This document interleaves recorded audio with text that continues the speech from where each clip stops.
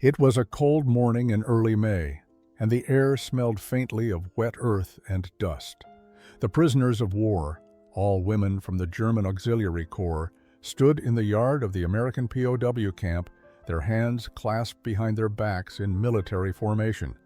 They wore the faded gray uniforms of soldiers who had once fought for their country, but now found themselves facing an uncertain future in a foreign land.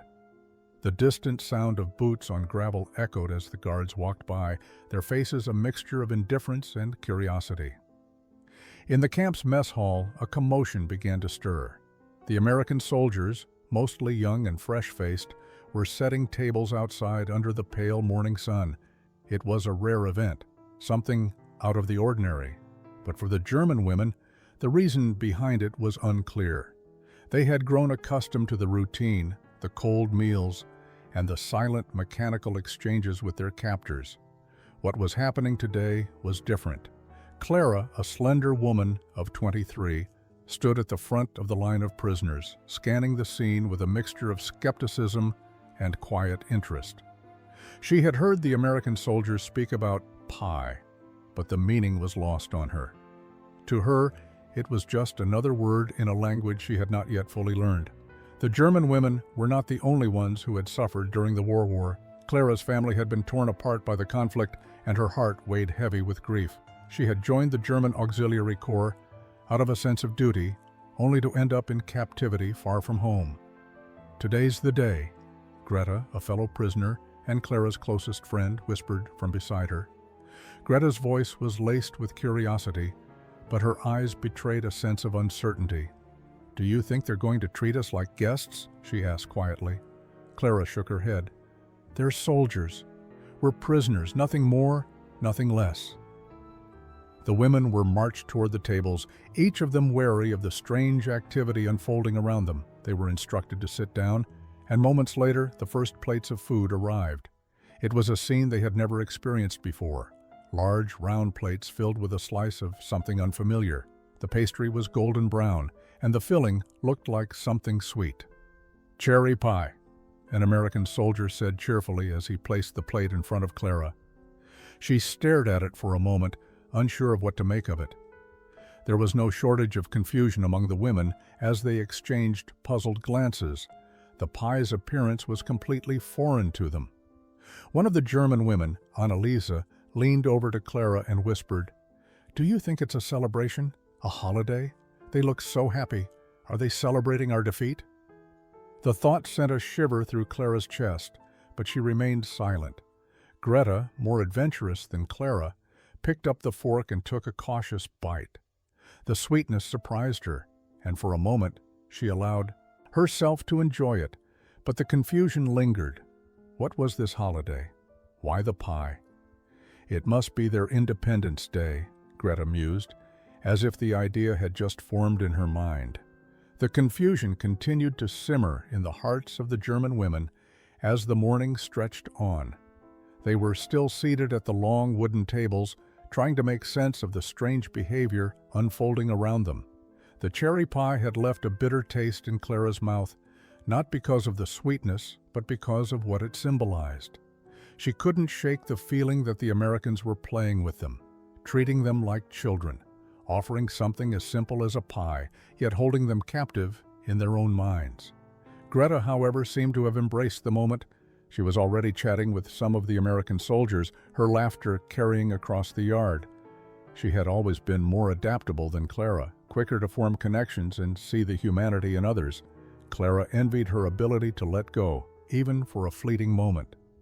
Clara, on the other hand, was trapped in her own thoughts, unwilling to trust the kindness that was being offered. "You know, I think they really believe this is a celebration," Greta said, her voice filled with an innocence that made Clara's heart ache.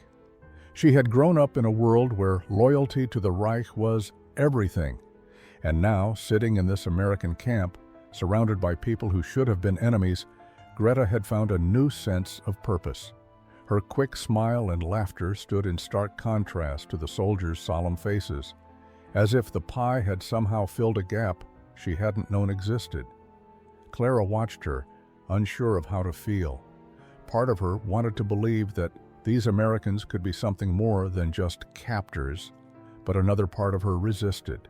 Her mind went back to the past, memories of the war, of the pain her country had caused, and of the brokenness left in its wake.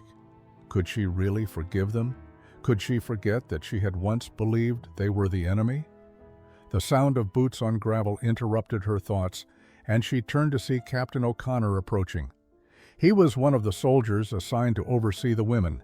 He had a calm, steady demeanor, and unlike many of the others, he didn't treat the prisoners with overt hostility. "How are you all doing?" Captain O'Connor asked in an even tone, standing at the edge of the table. His eyes lingered on Clara for a moment before moving to Greta. "Fine," Greta replied, her voice warmer than Clara had expected. "Just trying to understand everything." Captain O'Connor nodded, and his gaze softened. "It's a lot to take in. Things are different now."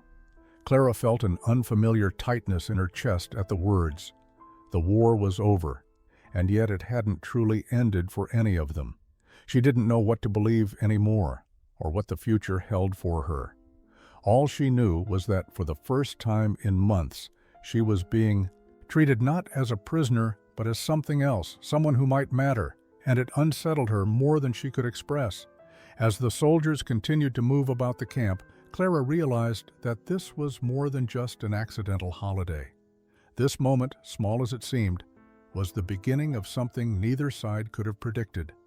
The game had changed, and neither the German women nor the American soldiers could fully understand what it meant yet. The days continued to pass with a strange sense of both stagnation and subtle change. The German women adjusted to their new reality, which was, in many ways, stranger than anything they could have imagined. Clara spent most of her time in the kitchen, peeling vegetables and preparing meals for the camp. Greta, always more outgoing, had begun to interact more with the American soldiers, slowly breaking down the barriers that had once seemed so insurmountable. Clara observed it all with a wary eye, wondering whether this odd truce would last. Greta, despite her easy laughter, struggled with her own confusion. She had been raised in a world where loyalty to Germany and its ideals had been drilled into her from a young age. The idea of seeing Americans as anything other than enemies was foreign. But something about the way the soldiers treated them, a mixture of curiosity and kindness, made her question everything she had once believed. Clara, on the other hand, had built walls around herself, fortified by years of propaganda and the pain of her country's defeat. She had no desire to make friends with her captors. Every time she looked at the soldiers, she saw the faces of those who had torn apart her homeland, who had taken away everything she had ever known. How could she trust them? One afternoon, as Clara was helping in the mess hall, she was approached by Sergeant O'Connor. He had a hesitant smile on his face, and his hands were stuffed deep into his pockets. "I hope you're settling in," he said, his voice quiet, almost apologetic. Clara nodded but didn't meet his gaze. She couldn't bring herself to look him in the eyes. It felt too intimate, too personal, and it was something she wasn't ready for. "I'm making some progress with the language," she replied stiffly, her accent thick. She had taken it upon herself to learn English, but her progress was slow. It was hard to focus on words when the weight of everything, her family, her country, her shame, was always on her mind. "That's good," Sergeant O'Connor said, stepping closer. "You know, if you need any help, I can—" Before he could finish, a loud crash interrupted him. A metal tray had been knocked to the floor, the sound echoing through the hall. Clara immediately stepped back, and O'Connor turned his attention to the source of the disturbance. One of the other prisoners, a young woman named Helga, was standing by the sink, her face red with frustration. She had been struggling with the language barrier for days and had snapped, her temper boiling over. The American soldiers were doing their best to remain calm, but the tension in the air was palpable. Clara's heart went out to her, but she couldn't help but feel a sense of dread. The conflict between the prisoners and the soldiers was simmering just below the surface, waiting for something to ignite it. The days continued to pass with a strange sense of both stagnation and subtle change. As Clara spent more time in the kitchen, she couldn't help but notice the way the American soldiers interacted with the prisoners. There was no longer the outright animosity she had expected. Some of the guards still treated them with cold formality, but others, like Sergeant O'Connor, had begun to treat them with something else, respect or perhaps pity. The language barrier, once a significant source of frustration, had become less of an obstacle over the past few weeks. Clara, despite her discomfort with speaking English, had started to engage in short conversations with the soldiers. It wasn't much, just enough to exchange pleasantries, but it was enough to make her realize how much she had been missing. She had been so focused on the idea of them being her enemies that she had never considered the possibility that they were just as trapped in this war as she was. One afternoon, Sergeant O'Connor approached Clara as she was arranging trays of food for the prisoners. His usual calm demeanor was replaced with something more urgent, and for the first time Clara felt a spark of curiosity. "You've been working hard," he said, his voice low but warm. "I've been teaching the others some basic English, but you seem to have a good head for languages. Maybe you could help me teach the others." Clara froze for a moment, her hand stilling on the tray. She was surprised by his suggestion. She had never imagined that the Americans would see her as more than just a prisoner. The idea of teaching English to the other soldiers seemed almost absurd. But as she looked at him, there was a sincere look in his eyes. He wasn't mocking her, he was asking for her help. "I don't know," she said hesitantly, her accent thick as she spoke. "I'm not good enough yet." "Nonsense," O'Connor replied with a smile. "You're doing better than most of us are with German. Besides, I think you could do it. The others would appreciate your help." Clara felt a tightness in her chest, a mix of discomfort and something else, perhaps pride. She wasn't used to being asked for help. She wasn't used to being seen as anything other than an enemy. But O'Connor was looking at her as though she had something valuable to offer, something beyond her status as a prisoner. Greta, who had been eavesdropping from the far side of the kitchen, came over and smiled at Clara. "You should do it. It'll be good for you." Clara glanced at Greta, her expression uncertain. "Why do you think they want us to teach them?" "I don't know," Greta replied. "Maybe they're trying to understand us. Maybe they're trying to understand themselves." Clara didn't respond right away, but the thought lingered in her mind. Could it be possible that the soldiers were as uncertain as they were? Could they, too, be struggling with their identities in a world where everything was falling apart? "I'll think about it," Clara said finally. It wasn't a yes, but it wasn't a no either. Something had shifted, however small, and for the first time since her capture, Clara felt the faintest glimmer of hope. The following days brought little relief from the tension in the camp. While the prisoners' daily routines continued, the unease over the cherry pie incident lingered like a silent shadow. The strange offering of the pie had left the German women in a state of confusion. They had been given something so foreign, so full of sweetness, and they couldn't decide what it meant. Was it an act of goodwill, or was it just a cruel joke, a mockery of their defeat? Greta was the first to address the subject directly. One afternoon, while they sat in the yard during their break, she turned to Clara with a serious expression on her face. "Clara, I've been thinking about the pie." Clara looked at her, unsure of where the conversation was headed. She had tried to put the incident out of her mind, focusing instead on the tasks at hand. But the memory of the pie had a way of resurfacing, especially when she caught glimpses of the soldiers walking past, their faces so relaxed. "What about it?"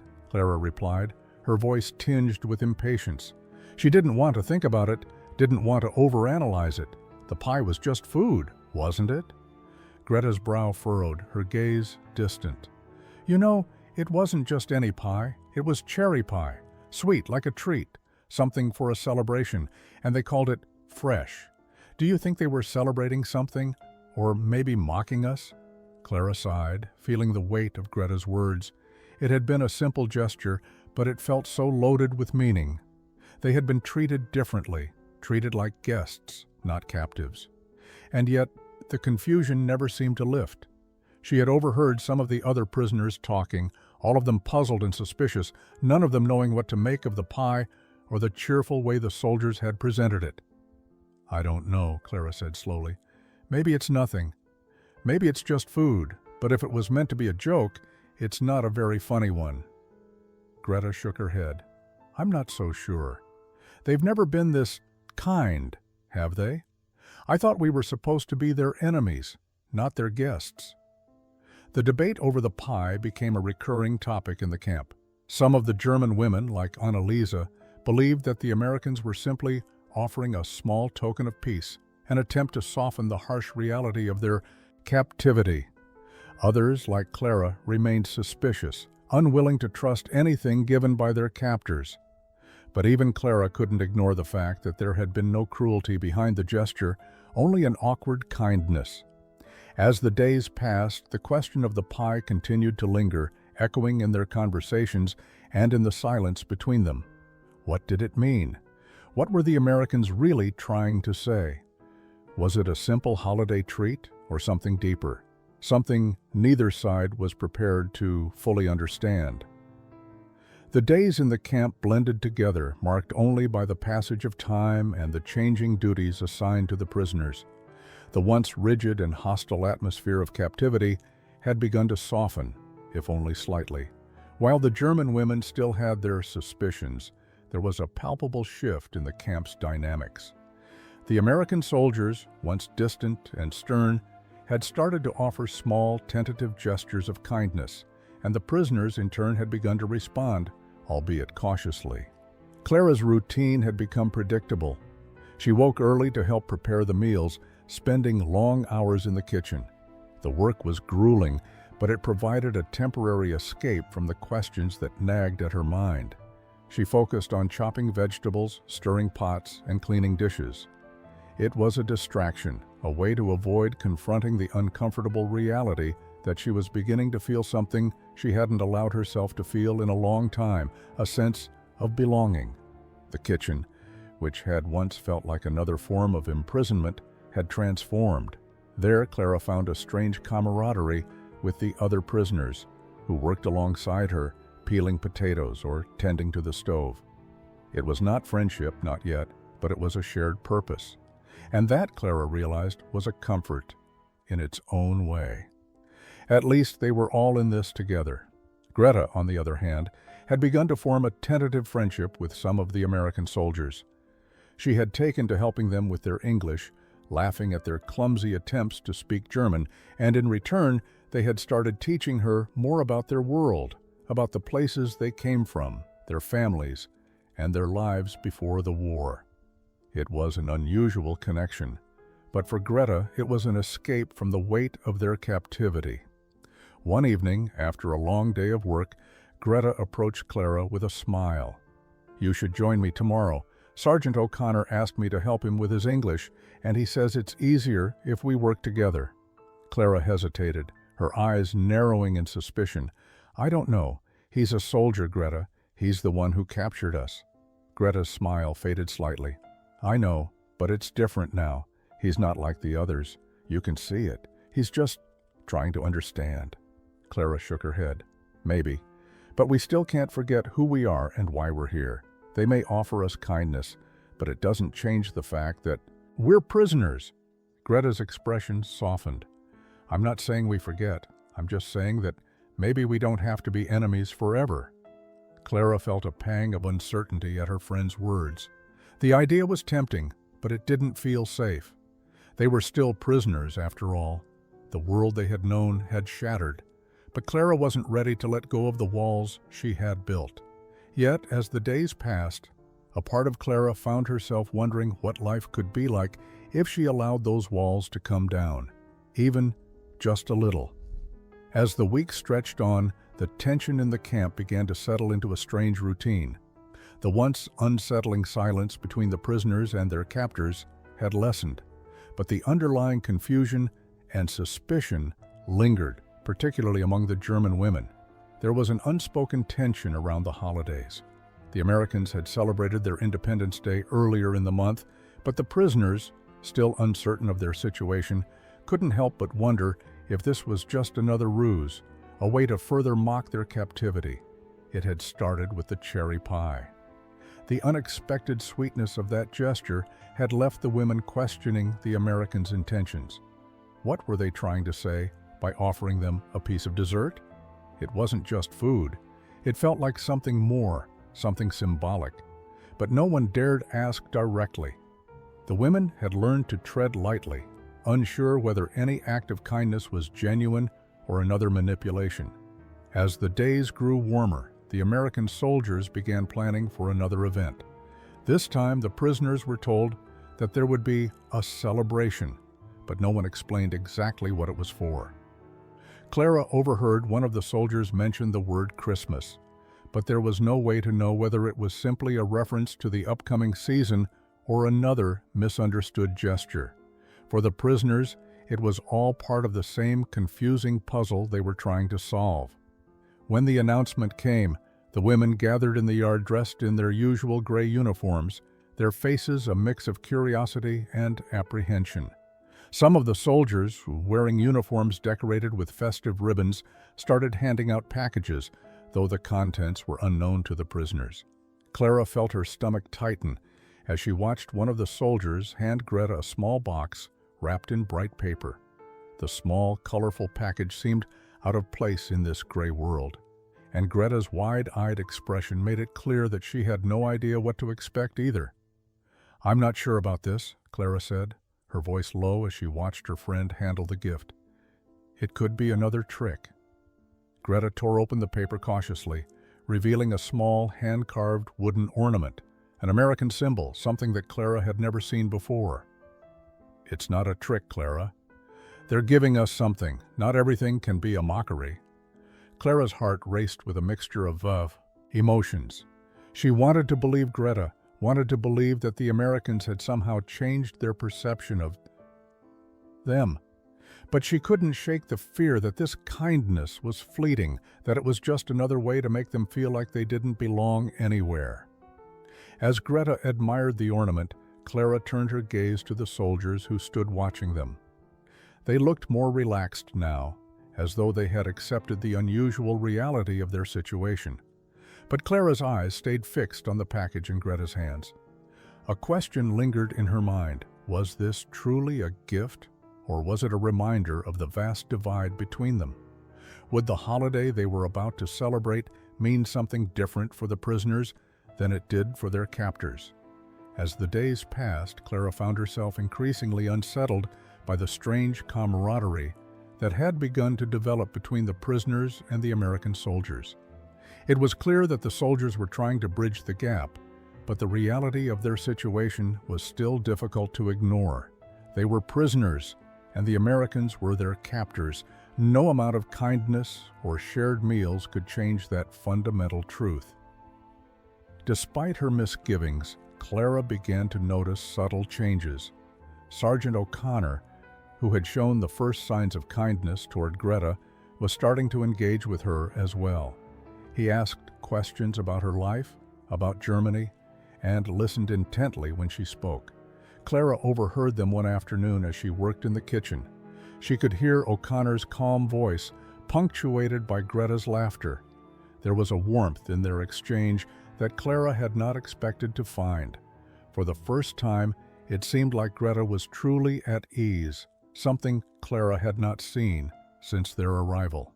Greta had always been the more optimistic of the two, the one who believed in the possibility of change. But Clara had remained guarded, unwilling to let go of the walls she had built around herself. It wasn't that she didn't see the kindness in the soldiers' actions, but it was hard for her to believe that it wasn't just a facade, a way to make the women feel more comfortable while they were still trapped. One afternoon, as Clara was taking a break from her duties, she found herself sitting alone outside, the warm sun on her face.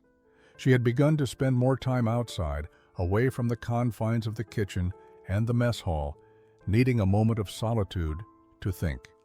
She felt the weight of the uncertainty pressing down on her. Where would they go once the war was truly over? Would they return to a country in ruins, or would they find a new home in the world they had never expected? Clara was lost in thought when she heard footsteps behind her. She looked up to see Sergeant O'Connor standing a few paces away, his hands tucked into his jacket pockets. He was alone, not accompanied by the other soldiers as usual. "Mind if I sit?" he asked, his voice calm but tentative. Clara hesitated. It was the first time he had approached her directly without any formal reason, and she wasn't sure how to respond. She nodded slowly, motioning for him to sit on the grass next to her. "Thank you," he said quietly, sitting down beside her. For a few moments, neither of them spoke. The silence between them felt oddly comfortable, more so than Clara had expected. "I'm sorry about everything," O'Connor said finally, his voice soft. "I know we can't undo what's happened, but I just want you to know I don't see you as the enemy." Clara turned her head toward him, surprised by the sincerity in his voice.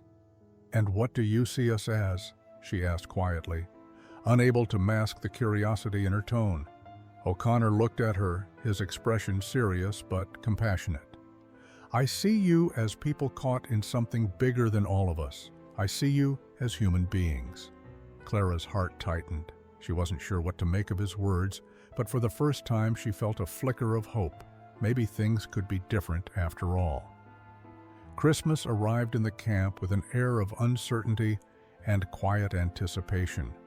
The prisoners had grown accustomed to the daily routine of their captivity, but the holiday brought something different. The American soldiers, having celebrated their own holiday just weeks before, now found themselves preparing for a different kind of observance. They had decided to include the German women in the festivities, though neither side was quite sure what that would look like. The air was colder now, the days growing shorter as winter approached. The camp felt more like a place of waiting than of action, as the war had ended, but life continued without resolution. The soldiers were still there, still on duty, and the prisoners still remained under their watch.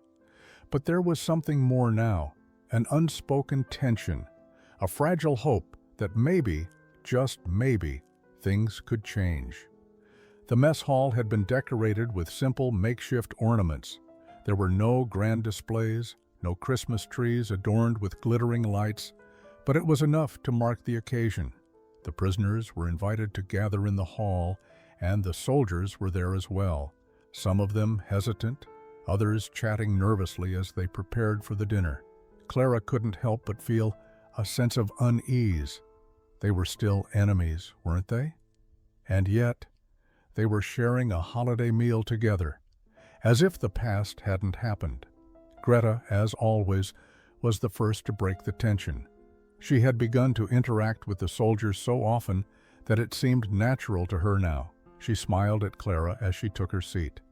"You should join us, Clara. It's not so bad." Clara looked at her, her expression uncertain. "I don't know, Greta. It feels strange, doesn't it? We're prisoners. This is a holiday for them, not for us." Greta shrugged, her face softening. "Maybe. But isn't it nice to share something together? It feels human. We're all here in this moment." Clara wasn't sure she could agree, but she didn't have the heart to argue. So she sat down at the table with the others, her eyes flickering over the American soldiers who had gathered around them. For the first time, she realized that the lines between captor and captive were becoming blurred. They were all simply people, caught up in the web of war and circumstance. As the meal began, the atmosphere shifted. The usual tension was replaced with something warmer, quieter. The pie, which had been served at the beginning of the meal, was a centerpiece once again, a small act of kindness that had become emblematic of the strange new reality in the camp. The cherry pie, so sweet and familiar, was not just a holiday treat, it was a bridge, a symbol of something that none of them could yet fully comprehend. Clara took a bite, the sweetness surprising her. She had grown used to the bitterness of war, to the harshness of captivity, but the pie was different. It was an offering, simple yet profound. And for the first time in a long while, Clara allowed herself to think that maybe, just maybe, things could change. The holiday season, with its uneasy truce, passed in a blur, leaving behind a lingering sense of both connection and conflict. As the soldiers and prisoners shared meals and conversations, the quiet tension that had always simmered beneath the surface started to rise once again.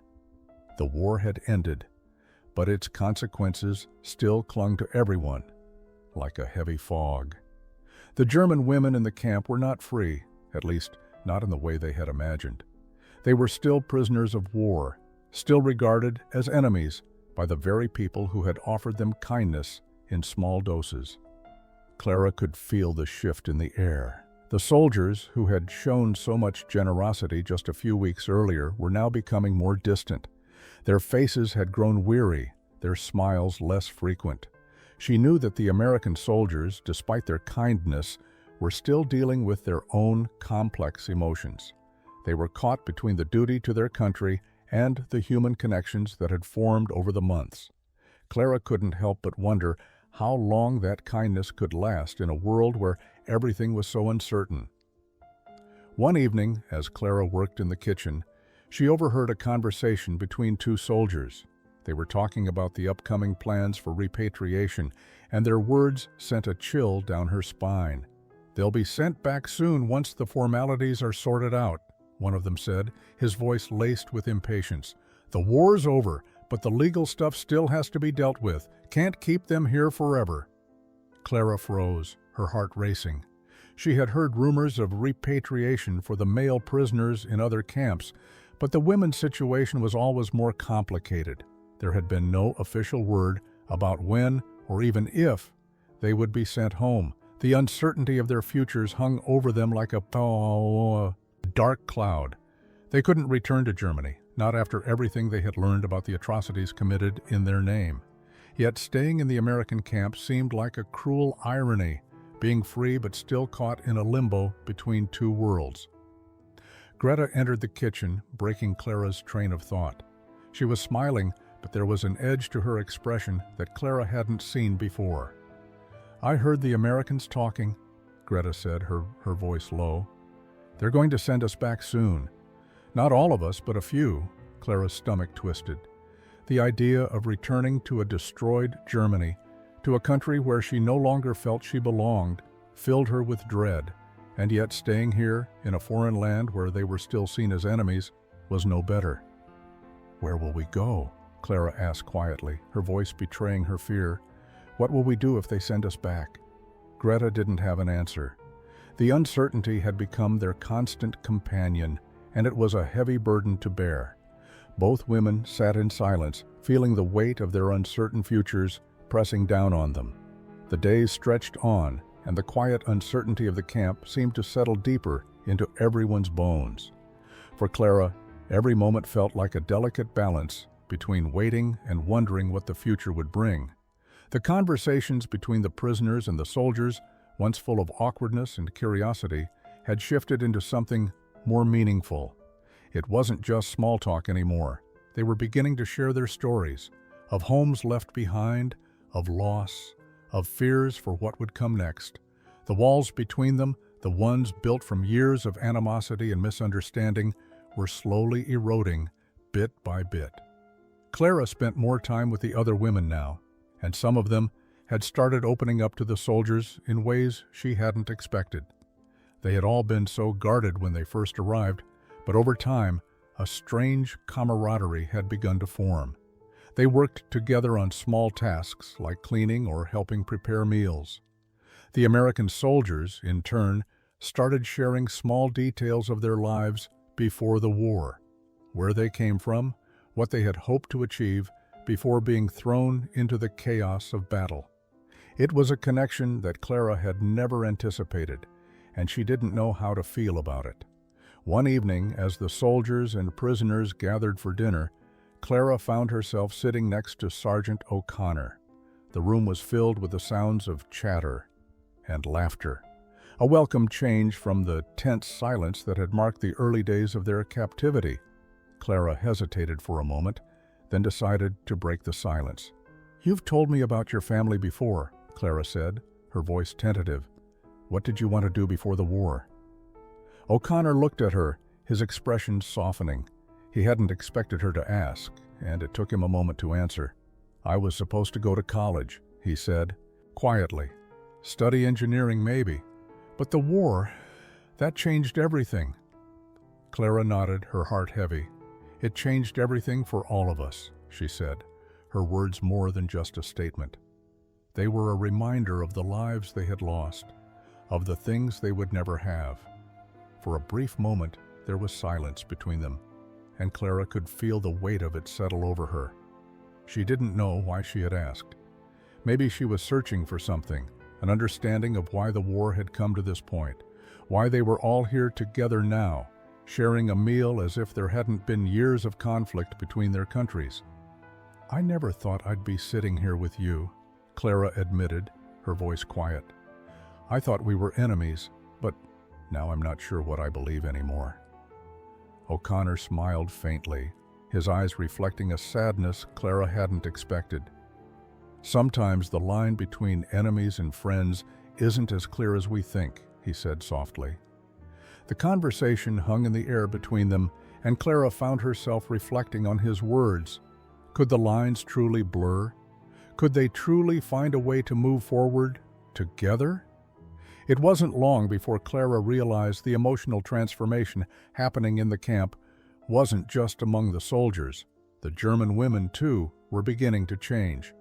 They had come to this place as prisoners, their minds still bound by the ideologies they had once followed, but as the days passed, they found themselves questioning everything they had been taught. The conversations with the soldiers, the small gestures of kindness, and the shared meals had begun to alter their perceptions, one small piece at a time. Clara had always kept her emotions tightly controlled. She had convinced herself that as long as she remained detached, she could survive the uncertainty of their situation. But she was beginning to feel something deeper, something that threatened to break through her carefully constructed walls. She had witnessed too much kindness in the past few weeks to ignore it any longer. One evening, as the prisoners sat in the mess hall, Clara caught sight of Ingrid, one of the younger German women, talking animatedly with Private Morrison. They were laughing over something, their voices rising above the clatter of dishes. Clara had always seen Ingrid as one of the most reserved, and the sight of her laughing so freely was a stark contrast to the quiet, solemn woman she had been when they first arrived. Greta leaned over to Clara, her voice low, but filled with a hint of amusement. "Look at Ingrid," she whispered. "She never used to talk to the Americans like that." Clara watched her closely. "Maybe it's because they've stopped treating us like enemies," she replied, her words more bitter than she intended.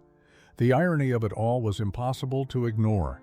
They were prisoners, but the more time passed, the more it felt like they were being treated like people. It was confusing, and at times, it made Clara feel like she was losing her sense of self. The turning point came the following day. Captain Sullivan, who had been overseeing the camp with a quiet authority, gathered the women together for a meeting. Clara joined the others in the main hall, her heart pounding in her chest. They hadn't been called together like this before, and the sense of anticipation was almost palpable. When Captain Sullivan entered the room, she looked at the women with a seriousness that told them this wasn't just a routine briefing. "I know this has been a strange time for all of you," she began, her voice firm but compassionate. "And I want to acknowledge something that's been weighing heavily on my mind. I'm here to tell you that your future, your choices, will soon be in your hands." Clara's breath caught in her throat. The words she had longed to hear were finally spoken aloud, but they came with a heavy weight. What did it mean for their futures? What choices were they truly being given? The uncertainty that had surrounded them for so long seemed to be lifting, but it had been replaced by an entirely new set of questions. As Clara looked around the room, she realized she wasn't the only one feeling the weight of this moment. The transformation in the camp had begun, and the next step was one they would all have to face together. The days that followed Captain Sullivan's announcement were filled with anticipation and quiet unrest. The prisoners had been told they would soon face a choice: return to Germany or stay in the United States. The decision was more complex than any of them had imagined. Many of the women had lost touch with their families, and the stories that had reached them about the devastation in Germany made the idea of returning even more frightening. The country they had once fought for no longer felt like home, and the thought of facing a shattered land left them with a sense of dread they hadn't fully acknowledged before. Clara couldn't stop thinking about the choice. She had never imagined that, after the war, she would be faced with such an unimaginable decision. The idea of returning to Germany felt impossible. How could she go back to a place so torn apart, a country that had been responsible for so much suffering? And yet, staying here, in a foreign land where they were still viewed as enemies, was no easier. Greta, too, had been thinking about the future. She had spent so much time talking with the American soldiers, learning about their lives, their families, and their hopes for a better future. Greta had come to see them not just as captors, but as human beings caught in the same chaos and uncertainty that they were. It was a difficult perspective to maintain, especially when the soldiers still held the power to determine their fate. One evening, Clara and Greta sat together in the yard, watching the sun set behind the barbed wire fence. The air was cooler now, the days of summer fading into autumn. The light was soft, casting long shadows across the camp. The quiet moments, like this one, were rare, and Clara found herself savoring the peace. "Do you think it would be so bad to stay here?" Greta asked, breaking the silence. Her voice was soft, as if she had been pondering the question for a long time. Maybe not as prisoners, but as something else, a new life, a fresh start. Clara turned to look at her, her brow furrowed in thought. "It's not that simple," she said quietly. "We're still Germans. We're still seen as the enemy. I don't know if I can live with that. We can't just erase our past, Greta." Greta nodded slowly, her gaze drifting toward the horizon. "But isn't it possible to make something of the future? To learn from the past and build something better?" Clara didn't have an answer. The weight of Greta's words settled heavily in her chest. She had spent so long clinging to the belief that returning to Germany was the only option, that it had never occurred to her that they could forge a different path altogether. The conversation lingered in Clara's mind for the rest of the evening. As the sun disappeared behind the fence, she realized that the decision ahead was not just about where they would go, but about who they would become.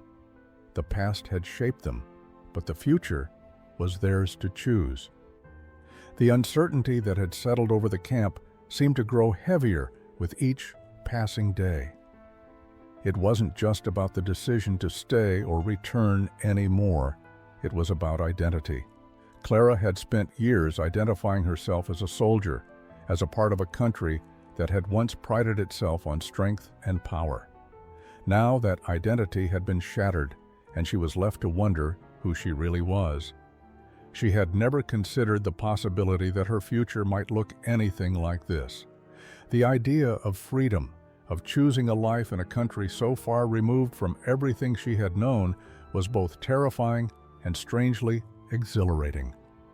Greta, ever the optimist, seemed to be embracing the possibility with a sense of hope that Clara couldn't fully understand. Every conversation she had with the soldiers, every lesson in English, seemed to bring her closer to the idea of a new life. It wasn't just about survival anymore. It was about building something different, something better. Greta's ability to see the potential for change, even after everything they had been through, left Clara feeling both inspired and uncertain. Could they really build something new from the ashes of their past?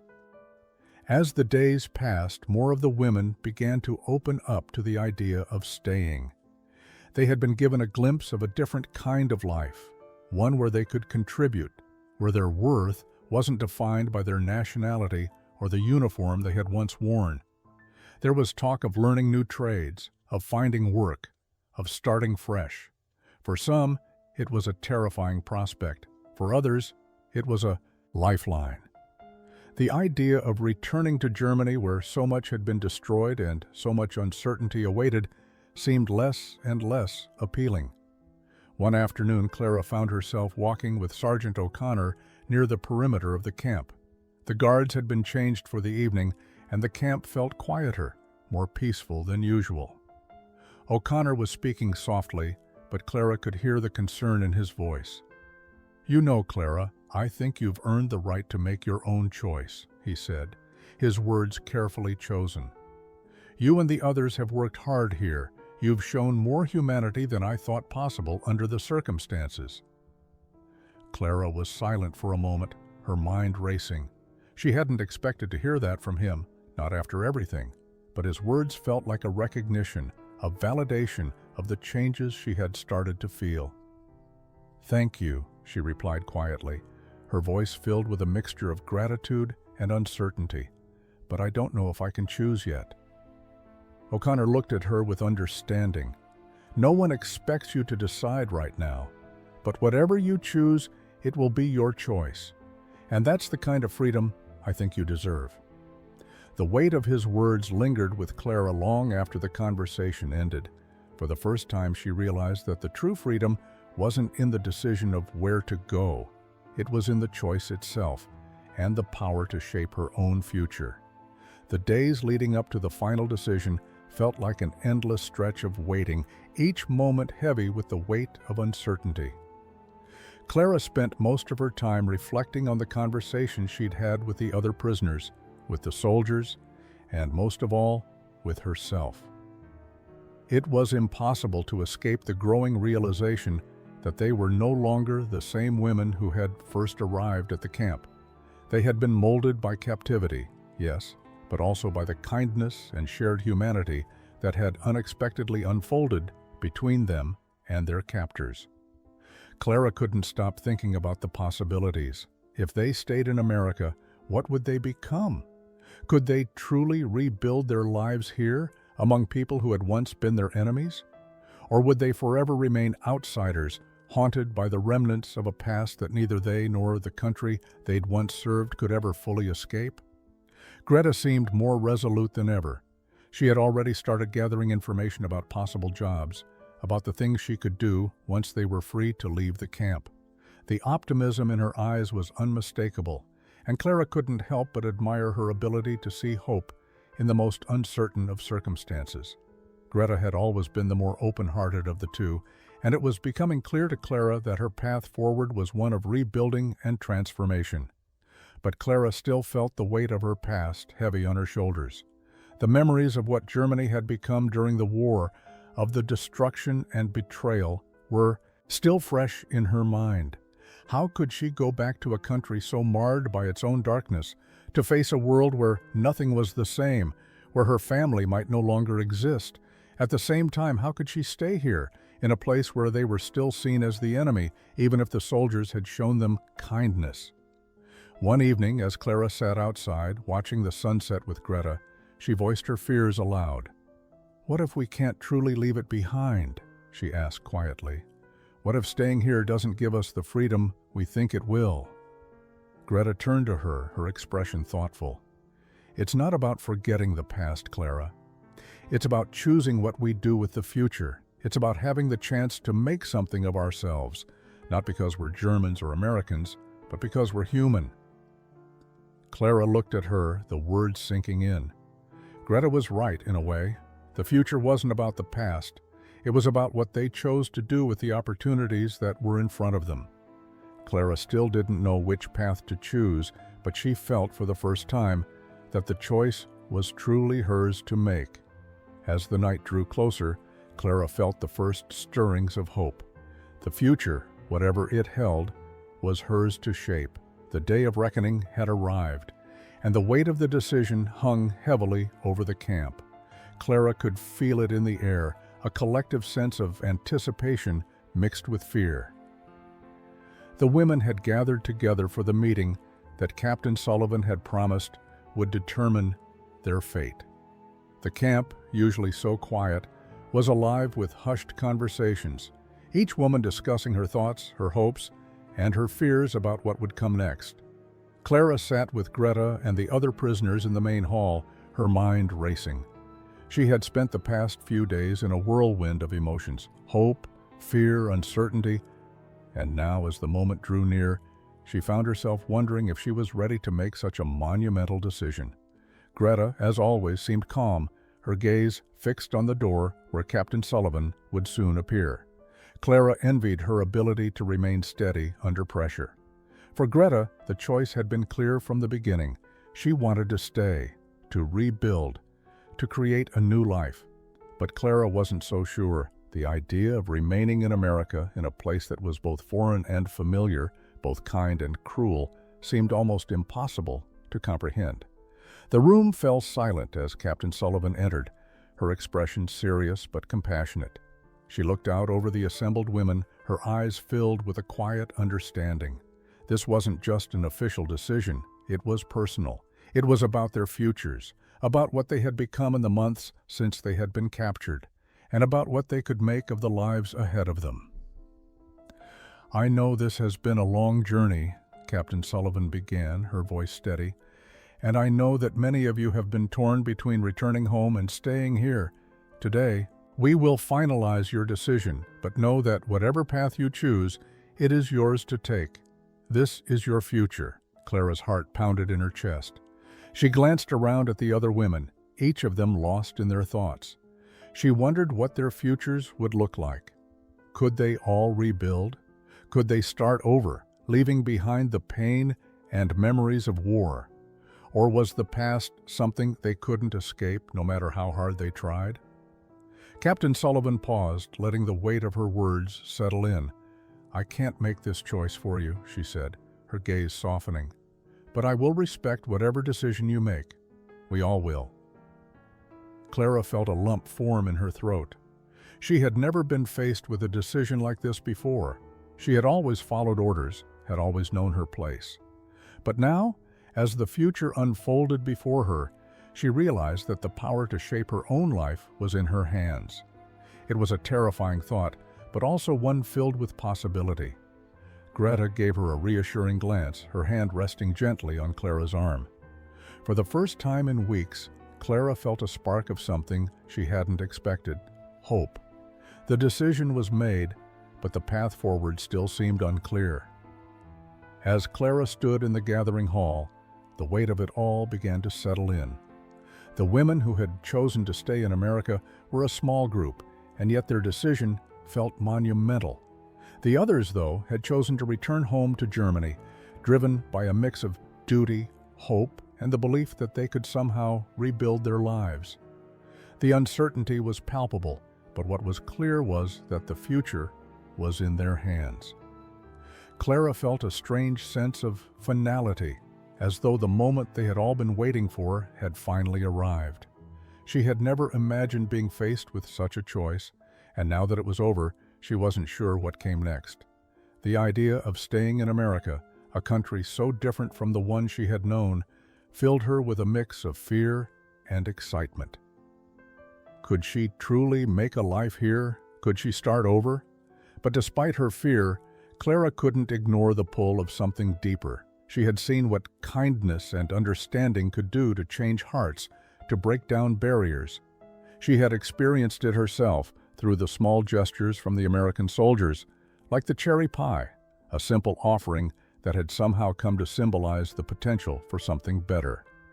That pie had been the first step, a moment of connection that had opened a door to an entirely new world.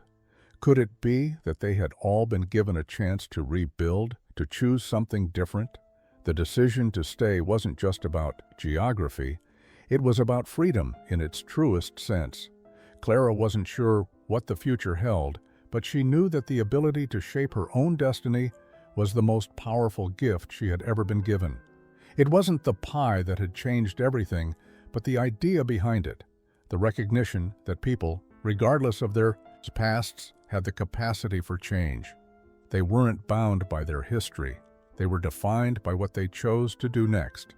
As the women who had chosen to stay packed their meager belongings, ready to begin a new life, Clara couldn't help but reflect on the journey they had taken together. They had come to the camp as enemies, divided by nationalities and ideologies. But through kindness, through small acts of humanity, they had become something else, something new. The lines between captor and captive had blurred, and for the first time in a long time, Clara felt a sense of belonging. The soldiers who had been a part of their journey stood by as the women made their choice. No one knew what the future held, but Clara, standing at the edge of this new chapter, finally understood that freedom was not just a place, it was a choice, and she had made hers. The days after the decision were a blur of paperwork, official forms, and promises of help. The women who had chosen to stay in America were now considered displaced persons, no longer prisoners, but not yet fully integrated into society. The uncertainty still loomed large, but for Clara, it was a relief. She wasn't going back to a country she no longer recognized. Instead, she was staying in a place where she could carve out a new future, one not defined by war or captivity. The Henderson family had agreed to sponsor her. Mrs. Henderson, a kind-hearted schoolteacher, was the first to offer Clara a place in her home. It wasn't much, just a small room with a bed and a desk, but it was a start. Clara spent her days learning English, working with Mrs. Henderson, and slowly, painfully, trying to adapt to a world that still felt foreign. At night, she sat at her desk, writing in her journal. It wasn't the diary she had kept during the war, the one that had documented her days as a soldier. No, this was different. This was about finding a new voice, one that could exist outside the context of her past. Greta, too, had found a new sense of purpose. She had been accepted into a local hospital's nursing program, where she was training to become a nurse. The work was hard, but Greta was thriving. Clara saw how the American soldiers' small gestures of kindness had shaped her friend's life. Greta had been determined to leave behind the past, to move forward, and in many ways she had done it. She was becoming part of something new, something that allowed her to build a future rather than dwell on the past. Clara, too, was learning how to build. It wasn't just about the practicalities, finding work, learning English, understanding the culture. It was also about rebuilding her sense of self. She had lost so much during the war, had given so much to a cause that had left her with nothing but regret. But now she was beginning to feel like she could reclaim her identity. She wasn't just a German prisoner anymore, she was someone who could choose what came next. As winter turned to spring, Clara took walks through the streets of the small town she now called home. The streets were lined with trees that had begun to bud, and the air felt fresh, full of possibility. It was a world she had never imagined she would belong to, but somehow it was starting to feel like hers. Clara didn't know what the future held. She didn't know if she would ever fully shake the memories of the war, or if she would ever stop feeling like an outsider. But as she walked through the streets, she realized that she had something she hadn't had in a long time: hope. She had a future to build, and for the first time she believed it was hers to shape.